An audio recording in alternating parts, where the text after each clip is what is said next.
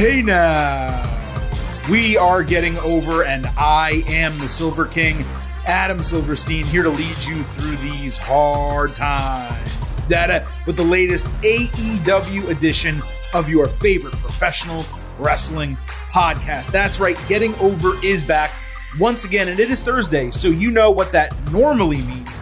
We are here to break down everything that happens normally in the world of AEW and NXT. However, given some major breaking news that went down on Wednesday, the Silver King decided to separate out that NXT episode. You can find it on our podcast page or your subscription, wherever you subscribe to the Getting Over Wrestling podcast. Really big news coming out of WWE and NXT that Mandy Rose was released from the company just 14 hours after dropping her NXT Women's Championship on television. Very quick turnaround, very strange turn of events in the world of WWE and NXT. We cover it in detail on a special instant reaction episode, so be sure to listen to that, especially if you are listening to this show expecting NXT in its normal space. So yes, that means it is a 3-episode week. That gives us a little bit extra time to stretch our wings, talk in depth about AEW. And we're actually going to do that on today's show by welcoming Vintage Chris Vanini, who will join us for that AEW portion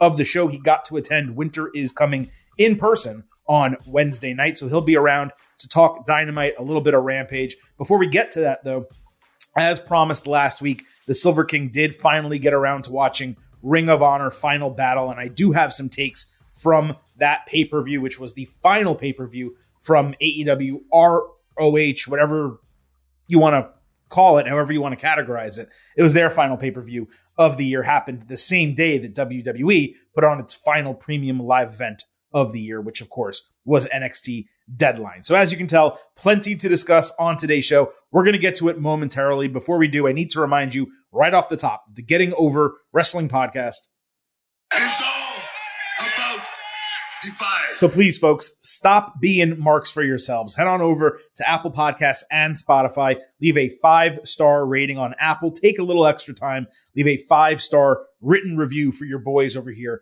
at Getting Over. Tell people why you love the show and tell them why they should subscribe. If you do, we will read your 5-star review right here live on the show. Also, do not forget to follow us on Twitter at Getting Overcast for episode drops. Every time we post a new show, we let you know there first. We also provide news analysis about wrestling all week long, and we include some fun stuff as well. So follow us on Twitter at Getting Overcast. Now, Chris will be joining us momentarily, like I said, to talk AEW. So before we get to him, let's go over what actually happened at Ring of Honor Final Battle. And the main reason I'm going to break this down is actually the ROH Tag Team Championship, which was FTR against the Briscoes in a dog collar match. If you're going to put on a match that quality, I'm not going to skip over covering it on the show. You know, we do the same thing largely with New Japan Pro Wrestling, their big events, Wrestle Kingdom, the G1 most years. This year we did skip the G1. If something big is happening in the world of wrestling, even if it's not something we normally cover, we're going to make sure to do it. And Ring of Honor being so much under the AEW banner and so many wrestlers on this show actually being AEW wrestlers, it made this one an event that I couldn't really miss. And in watching it, I did certainly have some opinions on some of the matches that transpired. Now, I'm not going to cover everything on the entire show. Most of the breakdowns are going to be relatively short. This one is not. I do want to discuss the Ring of Honor Tag Team Championship, FTR defending their titles against the Briscoes in a dog collar match. So let's break this entire thing down. Briscoe bladed like 2 minutes into the match with early action outside and in the crowd. The other one bladed about 10 minutes later. Dax Harwood got singled out for a beating until he used the chain to whip Mark Briscoe into a chair that was propped in the corner. He also hit an assisted doomsday device, a chain assisted, doomsday device for a broken fall. Cash Wheeler choked, I think it was Mark Briscoe, in a gory bomb while Dax whipped him with the chain. Mark came back with an elbow drop wrapped in a chain. Dax then wrapped the chain around his head and hit a flying headbutt. Dax bladed at that point. He wrapped his fist in the chain, but as he went to punch one of the Briscoes, they pulled the referee down, and the referee took a chain punch right to the head, and the referee starts bleeding. He did a blade job. Now, y'all know I'm not overly into blading, but that was awesome. I've never seen a referee do that before. Cash prevented a doomsday device by pulling a Briscoe off the top rope by the chain outside into a pile of steel chairs. It was an insanely great spot. Dax kicked out of Jay Driller and came back with a pile driver into a chair. Dax then tried to pile driver Jay off the ropes into a whole stack of chairs, but he fell and instead low blowed Dax with the chain before hitting a superplex into all of the chairs. Jay then choked Dax violently with the chain as Mark held Cash back by his chain as he was trying to get into the ring, keeping him about 18 inches away from Dax. Dax eventually passed out, and the Briscoes won the titles. The Briscoes clapped for FTR after the bell, and then after a decent amount of time, the Briscoes quickly made their way to the back. Gun Club ran in, attacked FTR after the bell, taking advantage of their state where they basically were unable to fight back. Dax then said their mission is going to be to beat the Guns' asses, and he cut the promo on a mic that was laying on the canvas because he couldn't stand or even lift the microphone on his own, which was a really nice touch. So this match, this was 22 minutes of gore and violence, and it was fantastic. It was well wrestled. The stipulation was used perfectly, and in some cases inventively. It's really everything one could want from a feud blow-off with teams of this caliber. And when you look back at this trilogy, there's a legitimate argument that it's the best ever for a set of tag teams in succession, meaning 3 matches, 1 year, or within a 2-year period, maybe something like that. I don't really know how you can do better than what these teams did time after time after time. Now, I forget my grades on the prior matches. I would have to go back and listen to those episodes. I'm pretty sure both were A+, either 4.75 or 5 stars. There's a chance one of them I gave a 4 or 5, an A, I forget. But this is right there with any of them. All 3 are match of the year contenders. I'm not sure that any one of them stands out clearly above the others. And that actually kind of hurts the ability for any of them to win match of the year because they're all so similar. You're going to split votes, or you just say, hey, there were 3 really good matches. How can one of them actually be the match of the year? But it was what I would call a must-watch match for sure. So if you have not seen ROH Final Battle, I'm not necessarily telling you to buy the pay-per-view. What I am suggesting is you find a way, in particular, to watch the Ring of Honor Tag Team Championship, FTR Briscoes dog collar match. The rest of the show, as we're going to break down in a moment, not bad by any means. In fact, much of it was very good. But I don't necessarily think I would go out of my way to see it. My only criticism about this match is that it wasn't the main event. That's a booking decision. And it was a really bad booking decision because sure, the ROH championship was on the line. I know there was a pure match. There's a women's match on the card that preceded it. This was the main event. And for it to have not been in the main event spot, I mean, everything that came after it paled in comparison. And when you have a match like that, you have to put that one on last. And that's definitely what Tony Khan should have done with this. Let's get to the actual main event, which the ROH Championship was on the line. Chris Jericho against Claudio Castagnoli. Jericho countered a straitjacket bomb in the corner with a hurricanrana. Then he superplexed Claudio off the apron outside. Jericho countered a swing into a Walls of Jericho, but it quickly got broken. He got handed the bat by 2.0 and drilled Claudio in the face with it before playing dead. But he did the fake sell way too long, and his delayed cover on Claudio only led to a false finish because he just wasted time. Jericho came back with a code breaker, decided not to cover. He wanted to go for a Judas effect. Claudio blocked that. He put Jericho in the swing, and on the 33rd rotation of the swing, Jericho visibly submitted. It looked like he moved his hand and he tapped out. Now, this was definitely different. Submitting to the swing is not necessarily the most substantial way to end a match, particularly when it's a title change, but it was unique for sure. And it was perhaps fitting that this Jericho character went out by taking that type of move as opposed to just getting pinned. Jericho's reign ended at 80 days. It was pretty solid given all of the television defenses that he put together. But it's also interesting that as soon as it became obvious that ROH was not going to get a TV deal, Tony Khan just flipped the title right back to Claudio.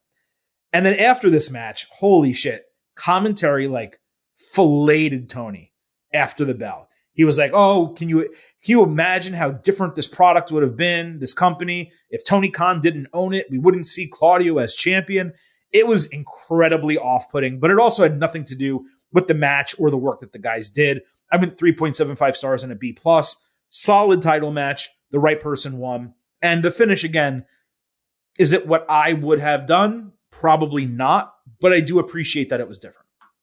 So we had the Pure Championship match, Daniel Garcia defending against Wheeler Yuta. They had 2 slap fights. Garcia put Yuta in a sharpshooter. Yuta didn't have any rope breaks left, which is part of the rules of a Pure match. So he crawled under the bottom rope and put Garcia in a choke until he broke the sharpshooter.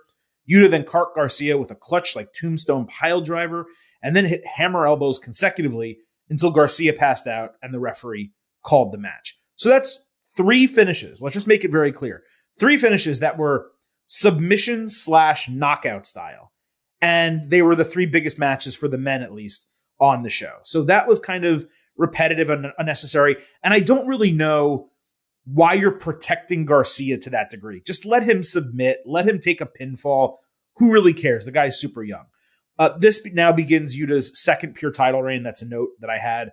I thought it was solid, but honestly, pretty unspectacular. I thought one of their prior matches was much better comparatively. I'm in 3.5 stars and a B for this. The women's championship was Mercedes Martinez against Athena. Martinez ate a powerbomb off the ropes and then dodged Athena running into the barricade before hitting a draping, twisting neckbreaker off the barricade. Athena bit Mercedes' wrist. That allowed her to avoid a submission. She came back with an off-shoulder code breaker, only for Martinez to grab a rope break.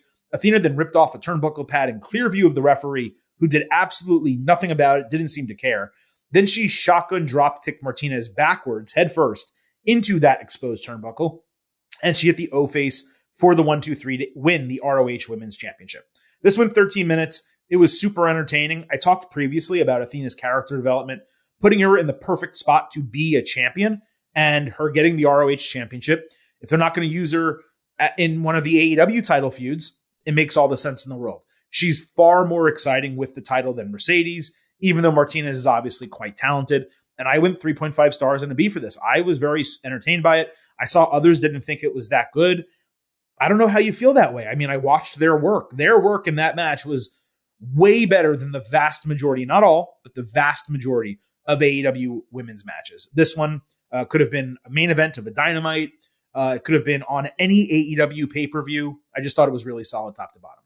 The TV Championship, Samoa Joe defended against Juice Robinson. Juice hit high fly flow. Joe later trapped his legs on the ropes and hit a muscle buster for the win. This was just highly disappointing, especially coming off Joe having his best match in AEW yet against Darby Allin just 1 week or even a couple days prior. And then to follow that up with this, I was just very disappointed in this match. And again, I'm not talking about every match on the card. I don't really have much to break down about the Swerve in Our Glory tag team match, other than to say it was odd to do a breakup angle for a team that by all accounts had already broken up when one dude walked out on the other in the middle of a match. Keith Lee had 2 big moments in the match. He caught Shane Taylor clean flying off the ropes, which is just difficult to do for a guy that size. And he also hit a moonsault later, but we've seen Keith do that a million times. He also accidentally hit Swerve with a forearm. That caused Swerve to walk out, but Keith won the match 2-on-1 handicap style anyway. I saw some people crowing about this match, saying it was fantastic. I think the crowd was great. I didn't think the match itself was great. So I don't have an overall grade for Ring of Honor Final Battle because there were 2 matches I skipped over entirely. And like I said, I wasn't giving you full evaluations for these, but it was a very, very solid show capped by the FTR Briscoes match, which was definitely a match of the year contender. So I repeat, go out of your way to see that. Everything else, I mean, if you happen to get the show and you want to watch the finishes of some of the matches I talked about, probably worthwhile, but I would not sit and waste your time watching any other match on the card besides FTR and Briscoes. So let's put ROH Final Battle to bed and allow me to welcome in vintage Chris Vanini, who, as I said, is just coming off being there live at AEW Dynamite. Winter is coming. Chris, how was the show Wednesday night? It was a fun show. I bought a ticket late last week. I had been unsure for a while if I was going to go just based on football and work and didn't know. But late last week, I realized I'd had some time, so I bought a ticket. It was like $30 to sit in the corner. Like, it's a pretty cheap ticket. It wasn't sold out. And then I had actually forgotten on Wednesday because a bunch of news happened. And then like 4 o'clock rolls around. I was like, oh yeah, I got to go to AEW tonight. So I was able to get out there.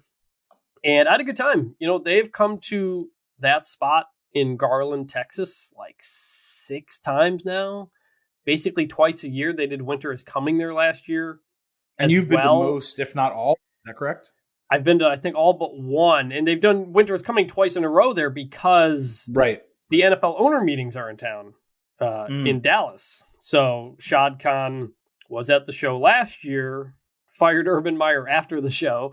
And I don't know if Shad was there tonight, but it was a good time. Yeah, and AEW shows are a lot of fun. The crowds are really into it every time I've gone. It wasn't a sellout. It was maybe 70-75% full, but was treated to a very fun show of wrestling. So I know you haven't gone to a show. We've talked about it a few times. Yeah. But, I do recommend if anybody wants to go. It's generally not, depends on where you are, but it's not really an expensive ticket, and it's a good time. Yeah, they don't come to the closest arena and best arena near me, which is in pretty much Sunrise, Florida. That's the nicest and quickest one to get to. They go to a very small arena in South Miami, which is a massive pain in the ass. And the only times they've been here were basically immediately before and immediately after the pandemic, when I wasn't planning to go in public to a big show like that. So I just haven't really had an opportunity to go to an AEW show. They did do one of those pay-per-views in Orlando. That's like a 2.5-hour drive for me. That means I have to get a hotel. I'm not going to go and do that. So I'm in a weird part of the state of Florida, number one. And then number two, there hasn't been much motivation to go to any of the shows that they have announced. Now, if they did a Winter is Coming here or something like that, then I would say, okay, that's going to be a big show. I'll definitely go to that. I'll make an effort. But these were like regular Dynamites, again, coming right off of the pandemic when things weren't really that hot. It just never really made sense. I do just find it funny that the show is Winter is Coming, right? And it's in winter, and they don't go somewhere where there's snow, or somewhere that's actually cold. Now I know it snows in Texas, technically. It can. I'm just saying like Minnesota, right? Or Chicago or New Jersey or Massachusetts or anywhere like that. You could do a match in the snow. You could do something outside of the arena. Like there's so many things they could do. Instead, they go to Garland, Texas for Winter is Coming. I find that funny. Yeah, twice. Because the first one was in Daly's place, I believe, 2020, and then 2021 and 2022. Right.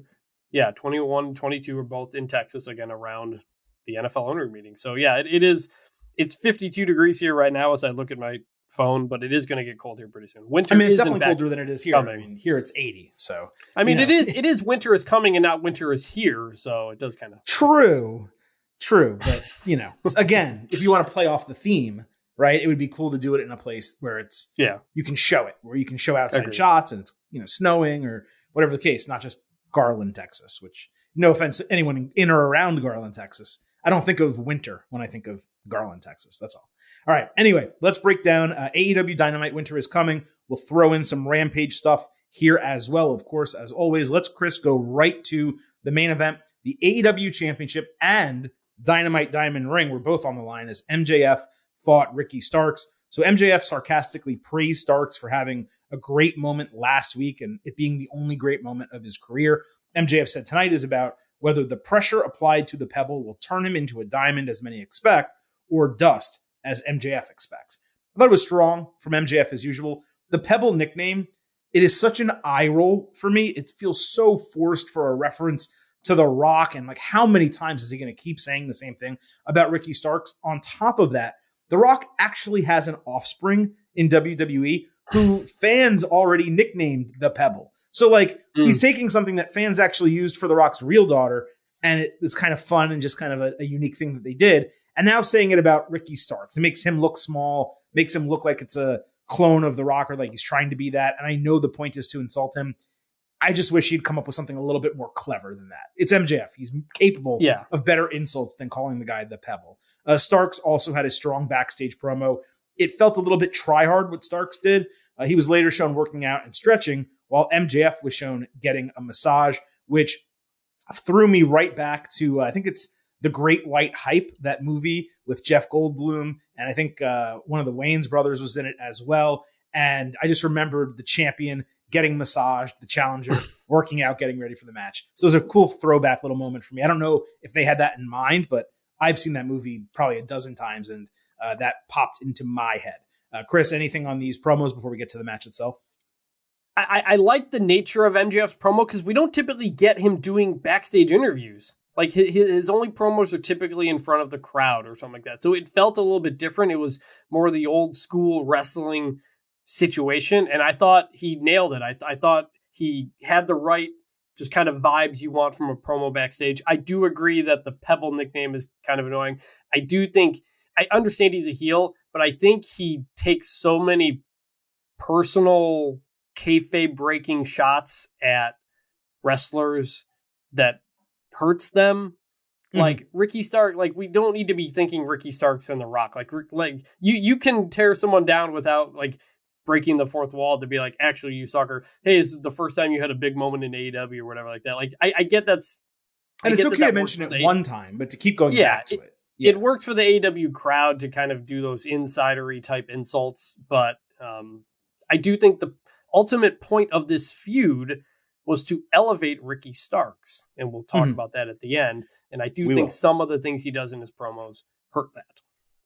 Okay, so let's go ahead and get right to the match. Starks tried Rochambeau, but ended up hitting a Liger bomb. MJF tried to grab Trunks during a roll-up and powerbomb Starks onto his knee. Then he thumbed Starks' eye. Starks hit a spear in an extremely late cover due to injury.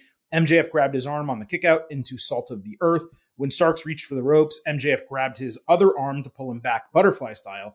Then he reached with a leg, and MJF pulled that leg back, only for Starks to finally break the ropes with his last limb. They did some chain wrestling. MJF escaped Rochambeau and hugged the referee as a distraction so he could low blow Starks and get the win. Bryan Danielson appeared after the bell. He chased MJF around the ring and into the crowd, where he ran up the stairs and into the concourse with Danielson pointing at him from afar. Danielson then kind of put over Starks by raising his arm and shaking his hand. So the finish was shitty. Let's just be clear about that. But I feel like the finish being shitty to this degree might have been purposeful, because MJF for weeks now has been talking about the Reign of Terror, again, another WWE reference, and he's been talking about actively pissing off fans who have cheered for him because he wants his title reign to be boring and just beating people in any way he needs to. If it wasn't purposeful, then it was just a shitty finish. His first defense is a low blow and a small package. He can't even hit his finisher coming out of the low blow. It seemed unnecessarily dull, at least to me. But the match was fun. It fell below my expectations for what we could get out of these two. The best spot by far was the rope break that I just described. That probably added like a quarter star if I was grading the match on its own. I would not be surprised, Chris, if Starks ultimately ends up being the one to beat MJF for the title. He's the first challenger and the last challenger. But it's really impossible to say that at this point, because there's really no clear person who is going to be that guy. Like, it was always obvious that Hangman Page would eventually win the title. Right now, there's not an obvious next championship winner. It could be Jungle Boy, Wardlow, Hangman again, Mox eventually again, a couple others. The Danielson appearance I thought was great to end the show, with MJF hightailing it out of there, Starks getting some rub. All in all, successful main event. Starks did stay strong with the finish. MJF, though, did not get enough out of it himself for it being his first defense. Solid wrestling. Again, not as good as I expected. A nice progression into MJF and Bryan, which I assume is going to be the main event of that big Los Angeles show in January. Yeah, it was a solid match. It felt like these guys could give us another gear or two, and maybe they will. You know, he cheated to win, so like maybe we do get that at some point. But the rope break, and also the MJF grabbing the rope during the abdominal strain, that was honestly probably the most over part of the whole match in terms of the live crowd. He just executed that masterfully, getting the crowd to boo him, flipping him off, getting caught, the ref kicking his arm. Like, that was just, that whole spot was just very, very good. So the match was solid. I agree about the finish. I don't like it in terms of low blow to small package. Like, do low blow and then do finisher. I think losing small package even with the low blow, it doesn't hurt Ricky Starks, but it doesn't help him. The whole point of the low blow is to make him prone. So then if he's prone, then MJF hits his finisher. Starks looks good that it took that much to beat him. MJF looks good because he hit his finisher and beat him. This didn't accomplish anything. Exactly. That's really my only main complaint, and I know the finish is a pretty big one. Ultimately, did this help Ricky Starks? I think more than anything else, the promo he cut, was it last week? That did more for Ricky Starks than I think almost anything he's done in AEW. And that includes this match. Like, I know AEW is about the wrestling, but this is still all actually sports entertainment. You got to be able to work the mic. And Ricky Starks showed us last week that he can. That was the moment that I think gives everybody belief that of what he can do here. The match kind of, they emphasized that Texas was Ricky Starks' adopted home state. Crowd was pretty into him, but not like super into him. They were way more into Action Andretti, which we'll get to later. So I think it was a moderate success in terms of everything here. I just think you could have protected Ricky a bit more with the finish. Yeah, I think you wrapped it up nicely. Let's get into the other major match on Winter is Coming, which was Death Triangle versus Elite, the fourth of a possible 7 matches in this series. Death Triangle entered with a 2-1 lead on the Elite. Nick Jackson was taken backstage, selling an injury to make it a handicap match. Kenny Omega went on a run, hitting all of his signatures. Pac caught him with a flinging cutter over the ropes. Matt ate a Fear Factor on the apron. Omega took a side-by-side Spanish Fly, made in Japan, and a backwards frog splash from the Lucha Bros just for a near fall. Omega dodged Black Arrow as Nick limped out to the ring, selling a right ankle injury. He caught Phoenix flying with a cutter, but Penta drilled him in the ankle with a bell hammer. Phoenix hesitated, but then put him in a knee bar and got the submission win, with Death Triangle going up 3-1.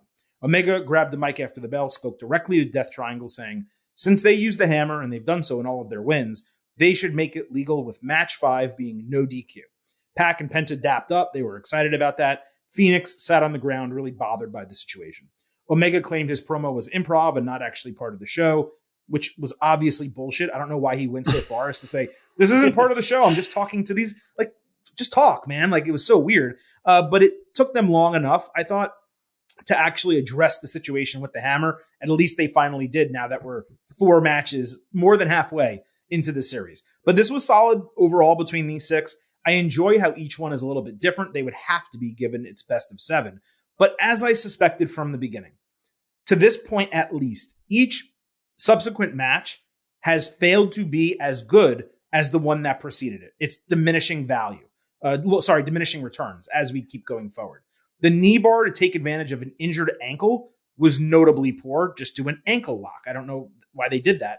The selling was inconsistent throughout, and it just wasn't as exciting as the others. I went 3.25 stars as a B, and a match between these 6 guys should not be anywhere near a B range, yet this one was. My expectation is the no DQ stipulation will breathe a little bit of new life into the series next week, and match 7, when we eventually get there, will obviously be tremendous. So really the curiosity lies in what does match 6 look like, and how is that going to kind of go on between these 6. One extra note, Tony Khan purchased the NBA on NBC theme. This guy loves buying music rights, I guess, and he used it to lead into this match, and presumably I assume he will use them to lead into the rest of the matches in the series. Now, I knew he bought it going into the show, but I was super confused why it was being used until one of our Getting Overheads, James, clarified it for me. I thought it was really smart to use it for the series, but now there's only a couple matches left, right? So how much use are you actually going to get out of it?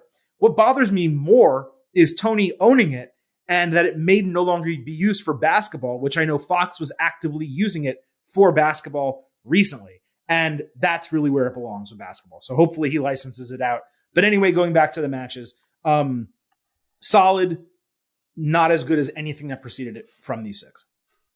So let me start with the music thing. Yeah, they were playing that in the arena for quite a while before the first match, and I was like, why are we playing this? I had missed the Tony Khan bought his music type of thing. I was just confused why this was playing, and I thought to myself, wait a minute, Fox owns this for college basketball, even though it's the old NBA and NBC theme. And so, yeah, I don't know. I guess by I'll John have to... Tesh, by the way. Yes, John Tesh famously has a brother in a very good SNL skit. It was weird, but they used it later in the show too. I don't know if it was on TV, but they used it in the arena multiple times, like during commercial breaks. So I don't know. They're using it. I guess I'll have to check my next college basketball game on Fox to see if they still have it.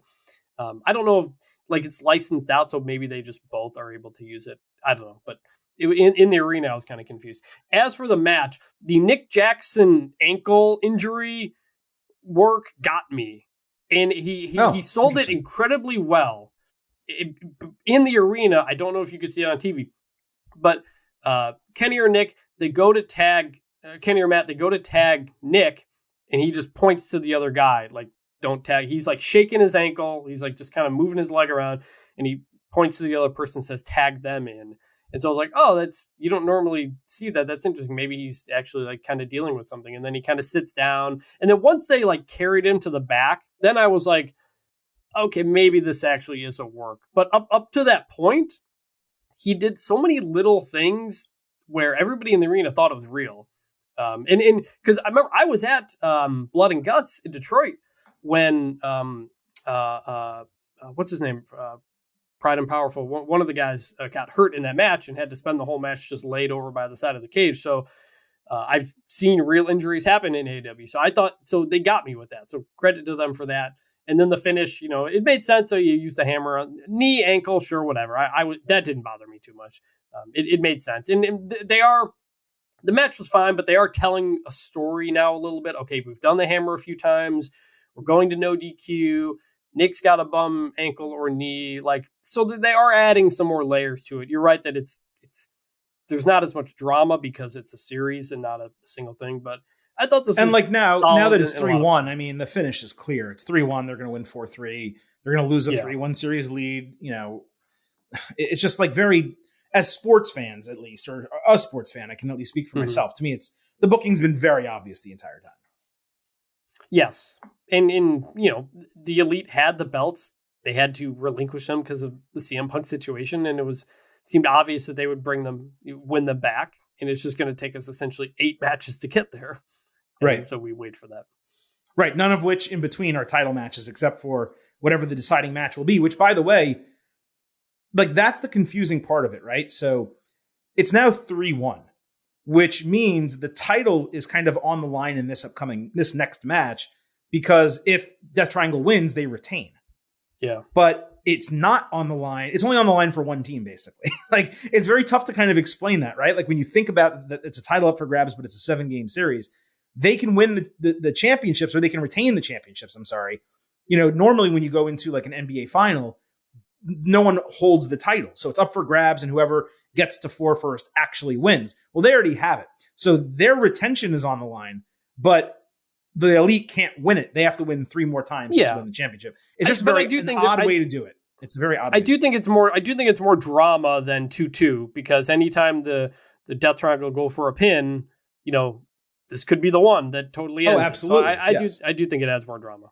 Oh, I don't think that it's wrong to do it this way. I'm just saying it was obviously always going to go this way from the beginning. Nick Flynn at nflynn_17, he wrote in, so I'm going to toot my own horn on calling the 7th match between Elite and Death Triangle becoming a ladder match, but curious, what do you think the end game with Death Triangle will be when this series is done? Assuming they do lose, do we see a split breakup because of Phoenix's feelings towards having to cheat to win? Or do we see him fully embracing it and becoming more of a tweener, similar to Penta? So, I think this next match 5, it's no DQ, so anything goes. It probably won't even factor into much of anything. Match 6, I would not be surprised if Phoenix hesitates to use it, and then the Elite win and the other guys are pissed off at him. And then match 7 is relatively clean, no matter how it kind of transpires. I would be surprised if they did, Phoenix not being willing to use the hammer as the reason the Elite win, the difference in the entire feud, which would really completely take Death Triangle's reign down to the fact that they were only able to win by using the bell hammer. So I would be a little bit surprised if it factored into match 7 as much as it did match 6. That said, Nick, yes, you did call that it would be a ladder match in match 7 weeks ago, or however long ago when you originally sent me that DM. So if they do that, I mean, you're tooting your own horn, but they haven't done it yet. So if they do, then props to you. But I do think that a ladder match makes a lot of sense, because if it's 3-3 and the titles are on the line, well, putting 3 belts up in the rafters, it's a pretty damn cool look. Getting 6 ladders or 3 ladders in the ring with 3 people on either side of them, that could be a really cool look for a 7-game series or 7-match series ending moment. So I do think you're going to be right, but I don't know that you are just yet. Yeah, I agree. Ladder match makes sense for 7. What do we think match 6 will be? If we're doing no DQ I have no idea. at 5, ladder at 7, what Falls count anywhere? That could work. That could but work. You'd need, I mean, with 6 men, you would need 8 referees. Like, you know, like how the hell do you do that? Yeah, that could work. But no, that's why, like, at the end of it, I was like intrigued. I was like, all right, we're not just going to be doing the same stuff. We're going to have some new stuff the next couple of matches. And so I think that is exciting as well. I do agree with the point that the fact that Death Triangle, I believe, so they have now 4 wins against the Elite in their last 5 matchups. Mm-hmm. Were all 4 with the hammer? I know for a fact the first one was. I believe they were. I believe the hammer factored into every finish. Yeah, and I think that's kind of disappointing in that you'd like them to at least get 1 or 2 clean wins in this whole now thing. They're not going to drop the titles. Now they're not going to. They can't. Yeah. So that's the situation that we find ourselves in. All right, let's keep going here. On Rampage, I'll take this one myself since I don't think, got to see the entire thing. John Moxley fought Konosuke Takeshita. Mox bladed for a Rampage match without a storyline. Let's just put that out there. Don Callis was shown scouting the match, presumably for Takeshita. That's been going on for a couple of weeks. Mox hit a pile driver. Takeshita came back with a flying clothesline and a DDT on the ring apron plus a slingshot DDT. Mox came back with a lariat. Takeshita hit a V-trigger and brainbuster for a false finish. There were a bunch of counters ending with a blue thunder bomb and a deadlift German suplex for near falls. Mox got double knees up on a frog splash, hit the hammer elbows and Death Rider, but Takeshita kicked out at 1 to a really big pop.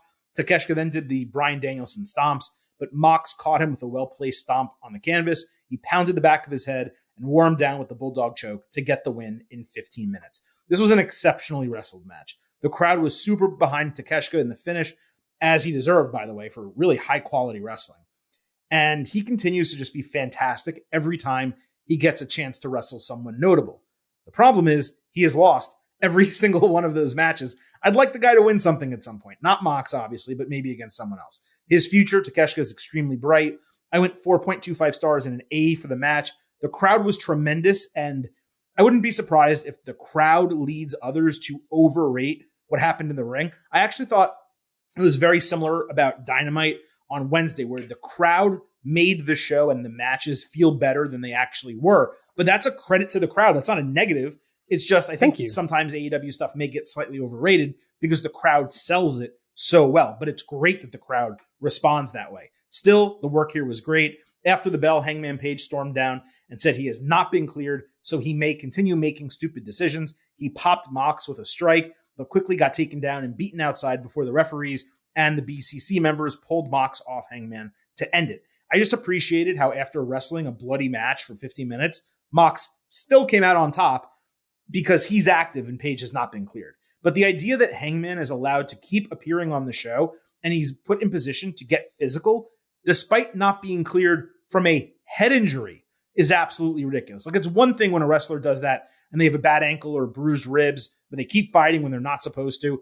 But this flies in the face of reason of how one would expect the company to kind of protect them from a head injury. So I found that to be pretty frustrating myself.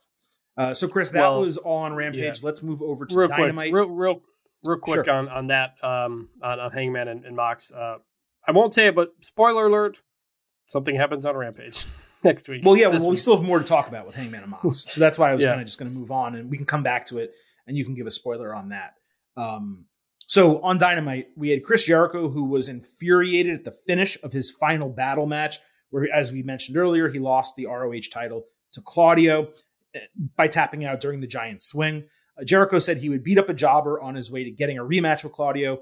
So it felt to me like he was saying, even though JAS and BCC is over, it's actually not over. And then Daniel Garcia was asked about losing the Pure title, but Jericho took the mic and said he never should have lost to Wheeler Yuta, and now he needs to shadow Sammy Guevara, his elder. Sammy put his arm around Garcia, saying JAS and BCC is over, but I want to fight Mox on Rampage, which means it's not over if they're still fighting each other. Like, in what world is a feud over if 2 people from one faction still want to fight 2 people from another faction?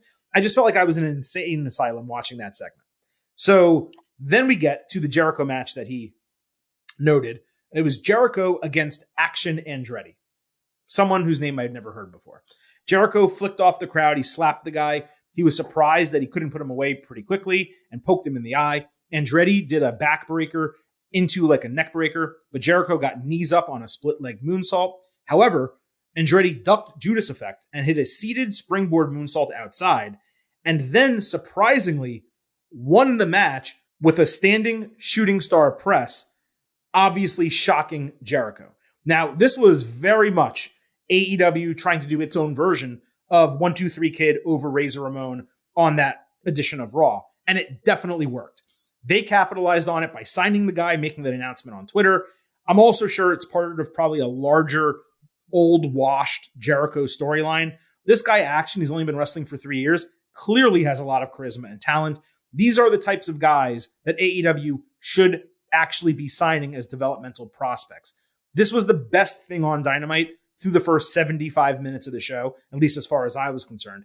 And it also calmed me down from Jericho's promo earlier, because clearly he's not going to be going right back after Claudio if he starts a losing streak, the first of which comes to a nobody named Action Andretti. So that's my assumption where all of this is going, an old wash Jericho storyline. And that would be something different for him.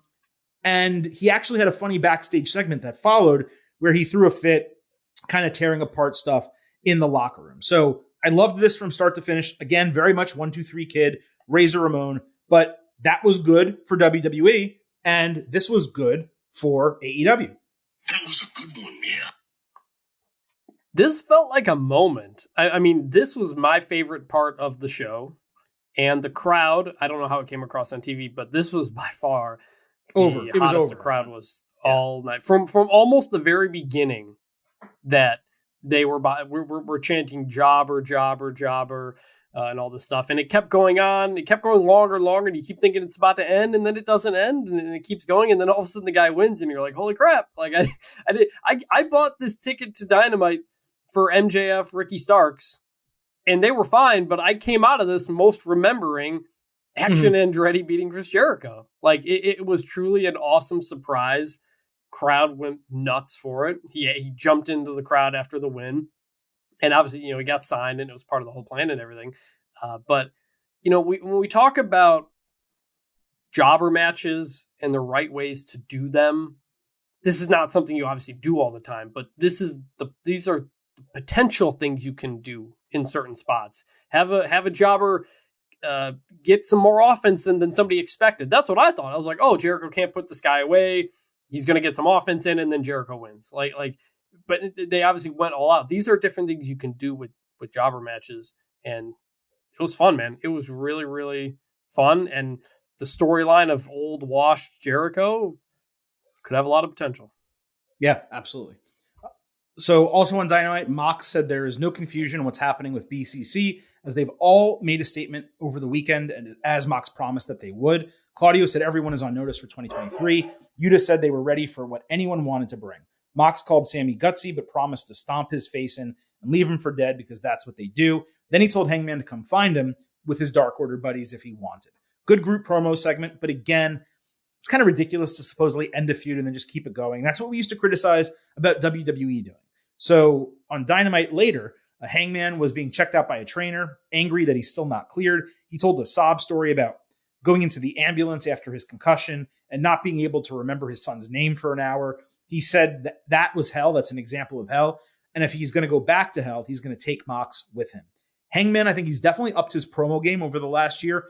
This one wasn't notably great as far as I was concerned, but it accomplished the goal of like, hey, I want to see what happens on Rampage. Rampage struggles for viewers. I'm still not going to watch it live on Friday night, but I am now at least curious to see what happens on that show. You, of course, were there. Without giving an entire spoiler, what happened on Rampage? Let's go, what we would do in our WWE segment. Good, bad, or ugly? Well, first, we didn't get that Page promo in the arena. You telling me this is the first time I saw it. We did get Mox calling out Page, but we didn't get Page responding. Or just cutting whatever promo. I won't say what happened. I'll say that Mox versus Sammy opens up Rampage. So if you're done with SmackDown, it's the first thing that happens on Rampage.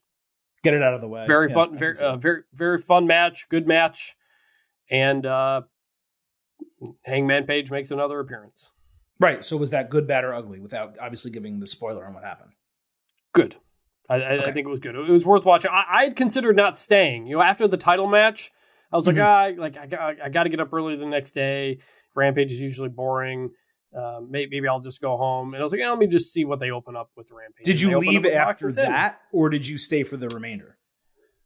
I'm trying to remember. I left. Sky Blue and Britt have a match. I left when they came out. Can't really blame you for that. It was about 10. It was about half hour, about halfway through the show. The big one I wanted to see was Mox Sammy, and we got it, and it was good. And you got it right away. So we'll go back to Dynamite, of course. The Acclaimed got attacked during Max Caster's rap by Jeff Jarrett's crew. I'm surprised this is the first time that someone's done that. You'd think that would happen more often. Double J put a guitar over Caster's head. Fans chanted, "Fuck you." Double J called Caster Slapnut and dropped the title on him. And that was it. All the top-notch tag teams in AEW, the heat that they're getting, the positive heat, the pops, I should say, that they're getting with the Acclaimed. And this is the feud that's happening. It's a total eye roll for me. I don't care whether these guys are getting heat or not, Jarrett's crew. It's just absurd that they're such a focus of this show. The attack was decently executed, all things considered, but I just don't care about it. It was cool to see a Jericho guitar spot in person for the first time, but Jeff Jarrett, guitar spot. But largely, I didn't care, but I'm also like, all right, not every title feud needs to be a big feud. This can be they attack them 1 week, 2 weeks, within 4 weeks, we're done. Like this doesn't have to go all the way to Revolution. The Acclaimed can get some mid-card wins with the titles and whatnot and build them up, get some more victories as champs. So I think it was fine. Ultimately, it's nothing. It's not something we're supposed to be super into. But it is kind of low card. Also, another tag team thing. I won't. Nothing notably happens, but the FTR, they do have a promo on Rampage to kind of talk about where they're at and what's next. Okay. On Rampage, we had the Regina D Wave Championship. Hikaru Shida defending against the Bunny. You may be asking, Silver King, the what championship? Yeah, it was another random title match on AEW TV with a belt no one has ever seen before. Now, remember, Jamie Hayter last week on Dynamite said the winner of that match would become her number one contender.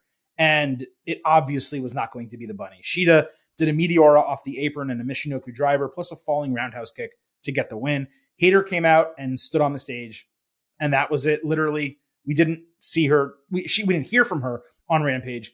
We didn't see her on Dynamite. I mean, that tells you all you need to know. Decent enough match, nothing to write home about. On Dynamite, Britt Baker backstage said Shida would never beat Hayter. Sky Blue interrupted, pissing Baker off. She said Britt can't wrestle as well as she can talk, and therefore she wanted to fight her Friday. Another kind of random women's match, but Sky Blue was kind of spitting facts there, so tough to kind of hate on her for that. You said you left before the match, so we won't even go ahead and talk about that. Let's go to the match that did happen on Dynamite. Ruby Soho against Ty Mello. They brawled before the bell with Ruby taking a shot into the steel steps. Ty booted her in the face in a nice-looking spot. Ruby hit her square in the nose and then hit Destination Unknown for the expected win. Anna Jay stormed out after the bell, attacking Ruby from behind and hitting her with a gory bomb so Ruby could sell perhaps a recurrence of a nose injury. Nothing wrong with this. It was the standard AEW women's match. What I liked about it is at least there was a little bit of a story. Yep, there was some story. Decent wrestling in a very difficult spot on the card right before a title match. And I think everybody kind of knew that. You get the win, but heel gets their heat back. It kind of is whatever. Actually, that also reminds me of one other thing I just wanted to say about Ricky Starks versus MJF. MJF wins, Bryan Danielson saves him, and then Danielson lifts his arm for the crowd and they play his music. I didn't love that. He didn't win. I don't like when that happens.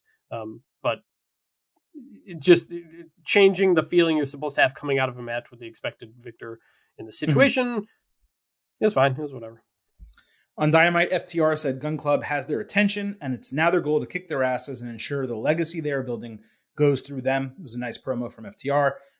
Swerve said Keith Lee threw his friendship and their partnership in his face. He's going to pay for it. He said now he doesn't have any friends or partners, just affiliates, and they would work out their stuff in a face-to-face meeting next week.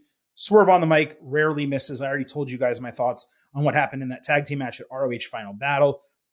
this was strong. Do you have anything on either of these promos? No, just I'm glad they're finally, fully broken up now.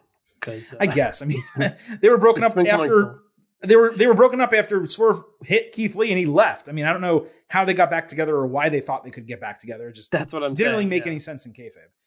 On Dynamite, so we had. I think we're done. Yeah. I thought I didn't know that you had more to say. All good. On Dynamite, we had House of Black against the Factory. The House had a cool entrance, I thought. New, different music, just really nice with black and red lights. Nick Camarado threw a toothpick in Julia Hart's face like he was Razor Ramon. You are not Razor Ramon. Please never do that again. So she misted him in the face. Once they all got in the ring, they brawled outside for a while. Once they finally got in the ring, Black Mass just ended a squash match. It was a good look for House just in terms of like their presence being felt.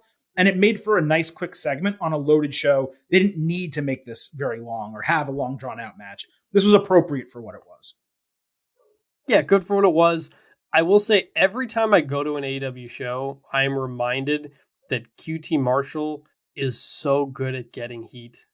I don't think they showed it on TV, but they did their entrance and QT's talking to the crowd, getting big boos and everything. And he's so good at just getting a crowd to hate him. And he says, 3 years ago, you guys treated me like a wrestling god and now you're booing me. And he's right, because 3 years ago, I was at this show in Garland. He made his debut with Cody Rhodes in a tag team match. And we went nuts for him. We chanted Cody's friend, Cody's friend. We didn't know who this guy was. You know, he becomes QT Marshall. You know, the Factory's the Factory. They're low card. They're nothing. But QT is a very talented guy, and you can see why he's in the position he's in with the company and the Factory and everything, just like as a teacher and all that. He's very good. I know we hate on him a lot, and that's partially the point. But he's secretly a very talented dude, and I just wanted to note that because he did that again, making their entrance in this match. All right, so we had an All-Atlantic Championship match again on Rampage. Orange Cassidy against an opponent to be announced. It was actually a really funny moment during the Mark Henry, backstage back and forth where Danhausen did the signature line for Mark, only to get stopped. Mark was angry that he delivered it. It was maybe the best thing, honestly, that AEW has done with Danhausen so far. Kip Sabian got to pick the challenger, if you remember, and it was Trent Seven, formerly of NXT UK. Why? No idea. Orange countered into Stundog Millionaire. Seven countered back into a turnover side slam and hit a twisting pile driver that looked super dangerous. Cassidy then hit Orange Punch and Beach Break to retain the title in a decent match. Sabian attacked after the bell, proving he was healthy all along after Penelope Ford hugged the referee in the corner with him struggling to get away. First of all, if you're the referee, why are you struggling to get away from Penelope Ford hugging you in the corner? Don't get that. Secondly, how could he not overpower her? It just didn't make any sense. As Sabian and Seven continued attacking, Dustin Rhodes ran down to make the save, really making the big moves on Rampage, pulling out Dustin. Where were best friends, by the way, who were backstage with Orange and could have easily come out to rescue their partner. It was just strange. The overall work was good. They're going to do, I think, a 6-man or maybe an 8-man match this week with all these people on Rampage. Who really cares? Also on Rampage, we had Big Bill against Lee Moriarty. Sorry. Also on Rampage, we had Big Bill again. Fuck, I did it again. Also on Rampage, we had Big Bill and Lee Moriarty against Clayton Bloodstone and Izzy James. You may be asking, who? Big Bill? That's the former Big Cass, the former W. Morrissey, now with a name straight out of 1987. The firm won the match. It was called a massive tag team win on commentary. They beat a couple jobbers in a squash match. I don't know how that's a massive win. On Dynamite, Jungle Boy fought Brian Cage. Cage no-sold a lot of offense, understandably. Before eating a satellite DDT, Jungle Boy got turned inside out with a lariat, but countered later into a Canadian Destroyer for a 2.5. He locked in the snare trap, tapping out Cage, but the Prince dude distracted the referee. Jungle Boy ducked the discus lariat with Cage nailing the Prince as Jack bent backwards over his legs for a pinning combination. The match was okay. I thought it was kind of a bunch of nothing. Jungle Boy grabbed a mic saying that he beat Luchasaurus and now Cage, so he wants the biggest bitch of them all, Big Bill. Stokely Hathaway came out saying Jungle Boy better watch out or he'd get Bill's boot to his face, and Stokely's slap, I guess, to the back of his head because he's a hoe. Moriarty attacked and Bill chokeslammed Jungle Boy. Hook then came out and the firm ran from him. Big Bill, 7 foot tall or whatever, ran from a neophyte less than half his size.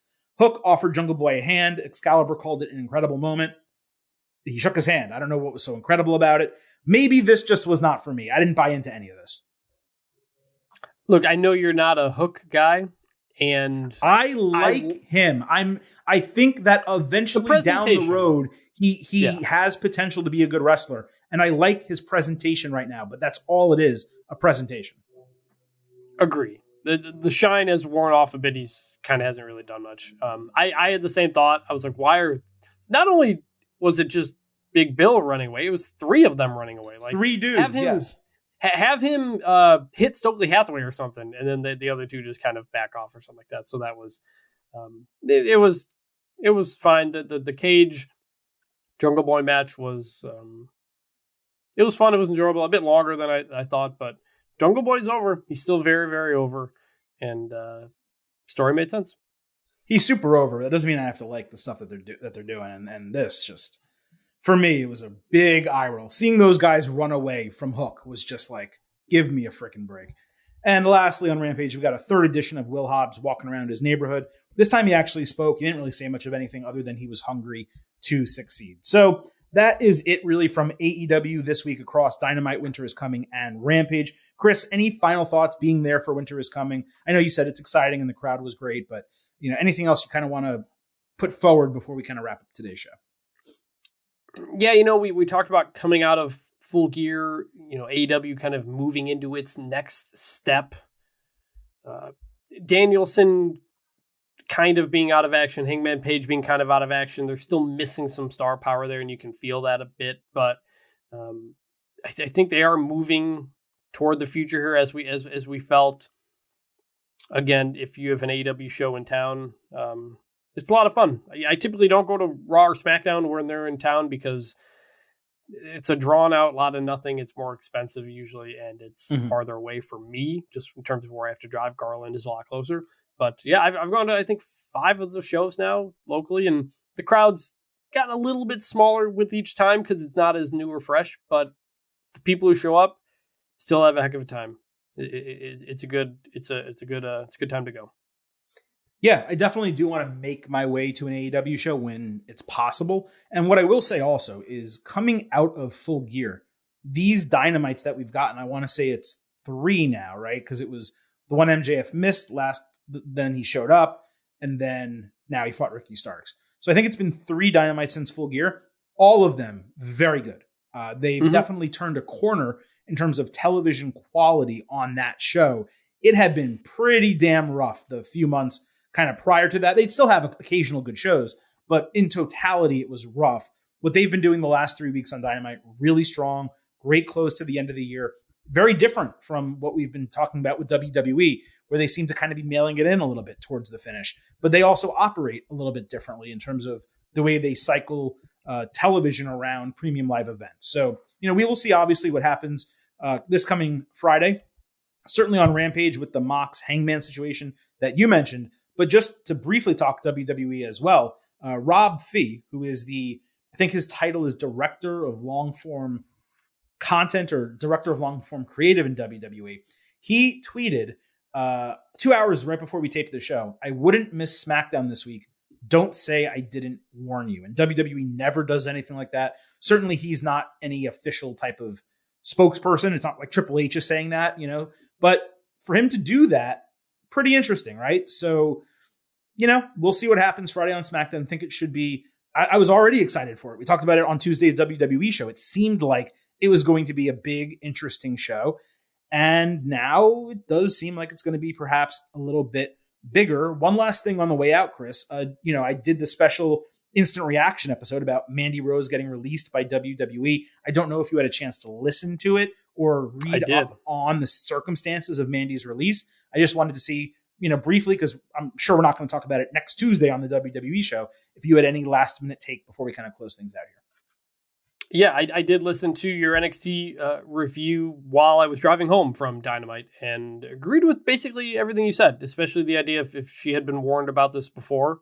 You got a choice to make. And it kind of ties into AEW here because, Paige Van Zandt has an OnlyFans account and apparently makes a crap ton of money from that. She's not really involved in AEW anymore, but she kind of was at the time. She did one match and then just whoop, gone. Yeah, Tony Storm does as well. So, there is something to say that, hey, do these, women wrestlers feel the need to do a side hustle because they have to get the extra money, or do they do it because they just simply can make extra money without putting in a ton of work? But there is a line to cross, and if the company knew this was going on, boundaries, I'm sure, had to have been set up, and crossing those boundaries is an issue. And if that is indeed what happened, which is what you said and what has been reported elsewhere, that it's not like they just woke up one day and said, oh, she posted something bad, she's fired. This seemed to be building to something, and that's what it is. She has every right to do what she wants, and I imagine she's making a lot of money from that, and good for her, and I hope she keeps making money from whatever she wants to do. So kind of a real letdown of the end of a title reign, and to do it on the show after a pay-per-view. Like you said, Roxanne Perez not giving the full build to that moment, but they decided they had to make the decision now, and they move forward on NXT. Yeah, and the last thing I'll kind of say on it is, I did not mention this on that Instant Reaction podcast. I didn't talk about, well, could she go somewhere else? I just kind of focused on the incident itself. And I mean, yes, sure, she could, right? Like, Impact would probably crawl over broken glass to get her and add her to the women's division, and she would probably have all leniency that she could possibly want to do whatever the hell she wants on that fan time or whatever account that she has. AEW, I mean, I guess, yeah, she would be star power for them to add, but I don't know what she brings to them that they don't already have. Certainly not high quality wrestling, certainly not high quality mic work. I'm not saying Mandy's bad by any means, but she's a B player, right? And they need A pluses, right? We're talking about possibly Sasha Banks going there. That's the type of stuff they need. They don't need to add more mid-card women that can't really get it done on their own or be leaders when it comes to being in the ring and doing a match. So could they sign her because she's another ex-WWE superstar that has name value and might get them a little bump? They certainly could. Do I think they're going to? I really don't. I probably don't see her working in wrestling again. Maybe there's a circumstance where she makes a surprise WWE appearance down the line, or, goes into the Women's Royal Rumble or something like that. I mean, maybe, or that could possibly happen, but unless it's Impact, which I think is below her standards, I don't know that we see her again wrestling. Yeah, she's someone who can make a living as a model and is kind of doing that already. I think she may have had a fitness modeling background before she did, yeah, got into wrestling anyway. So, she's got options. And one other thing I want to say, it is unfortunate that, the wrestlers are independent contractors with WWE, not technically employees with certain benefits and everything like that. And so that the labor issue with WWE is always a problem, and is certainly something that needs to be touched on and addressed. If you're only an independent contractor, shouldn't you be able to do whatever you want outside of work? There's an argument to be made for that, but ultimately, yes. I mean, without getting into it in a very deep way, right? WWE has clearly loosened those restrictions in terms of they were allowing her to do this initially.